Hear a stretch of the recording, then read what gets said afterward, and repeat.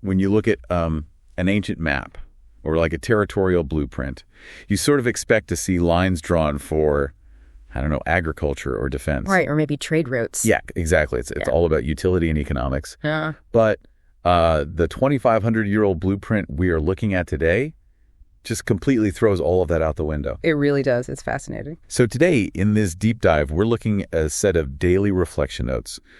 These are the 7-step QT notes, or quiet time devotionals, specifically for August 29, 2026. And the core text there is a pretty dusty list of land borders in Ezekiel chapter 48. Right, which doesn't sound thrilling, but it's actually asking this really piercing question about what we value right now. So, okay, let's unpack this. How on earth does a Bronze Age land grant connect to, of all things, modern fandom merchandise? I know, it sounds totally absurd on the surface, but when you look at the mechanism behind both things, the through line is just incredibly profound. Well, let's start with the ancient real estate then. Like you said, we're looking at Ezekiel 48, specifically verses 1 through 14.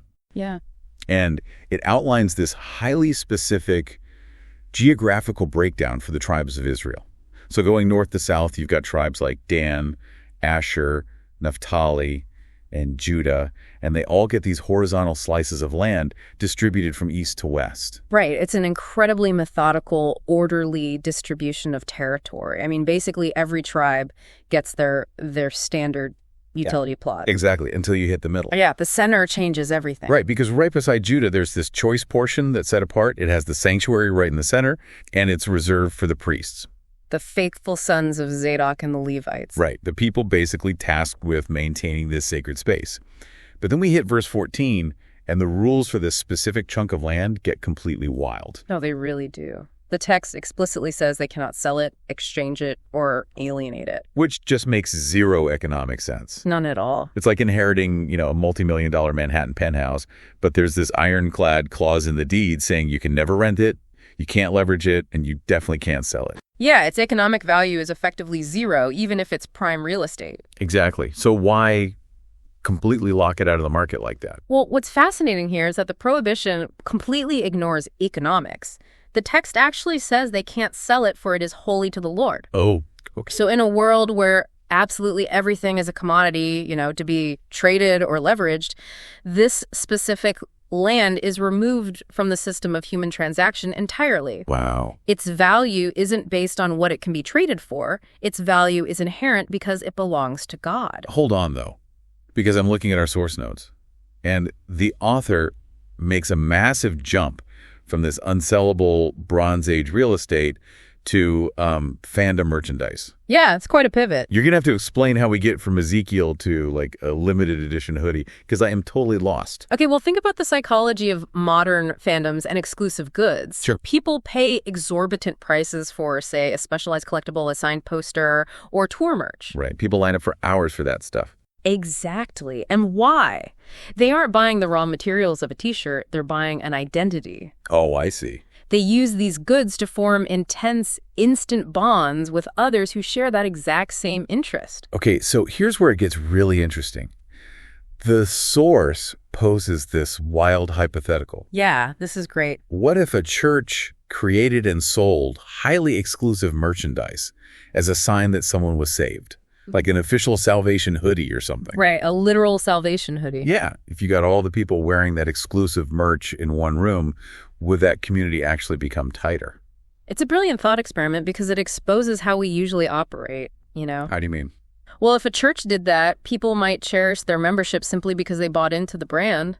But the author makes a crucial New Testament pivot here. Okay. Believers today don't have a physical, geographical Holy Land on a map like they did in Ezekiel. The church itself, the actual community of people, is the holy entity. Because, as the reflection notes point out, that community was purchased with Jesus' blood. Exactly, which completely shifts the mechanism of belonging. Right. See, when you treat a community like a fandom, your membership is entirely conditional. Like, as long as you like the band, you wear the shirt. Exactly. A fandom exists to serve your preferences. You buy the hoodie because it makes you feel good. Yeah, that makes sense. But a covenant community works in reverse. You don't consume it. You belong to it, even when it's uncomfortable. It's not a disposable social club. So what does this all mean for us today? Because I mean, we aren't ancient priests, and hopefully we aren't trying to buy our way into a community with souvenirs. Right. Well, if we connect this to the bigger picture, it asks a very direct question of our daily lives. Which is, do you treasure your community like your church or your people only when it meets your needs and preferences? oh wow. Yeah. It raises an important question. Is your bond with others deeper than a shared fandom? Because a fandom is based entirely on what you consume. Right, it's transactional. Exactly. A holy community is based on who you belong to. That is why that ancient land couldn't be sold. You just can't buy or sell a permanent identity. Man, that's hard. It really does. Because we do treat people and communities like commodities, don't we? All the time. We join a group, we get what we want out of it, and if the vibe shifts or, stops being perfectly tailored to our preferences, we just leave. Yeah, we just move on. Right, we basically sell our spot and move on to the next thing.